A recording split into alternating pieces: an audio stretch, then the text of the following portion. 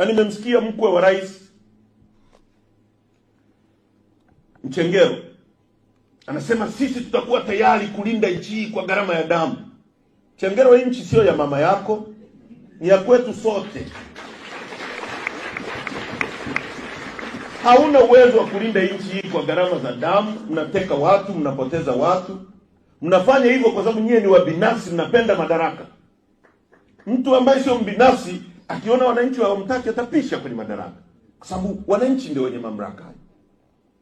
Mnang'ang'ania madaraka kwa sababu mkubaliki, mnajipenda nyie kuliko mnavyopenda nchi hii. Watu wanaoweza kutoa maisha yao kwa ajili ya nchi hii ni watu wanaoipenda nchi hii kuliko wanavyojipenda, na wanapenda future ya watoto wao.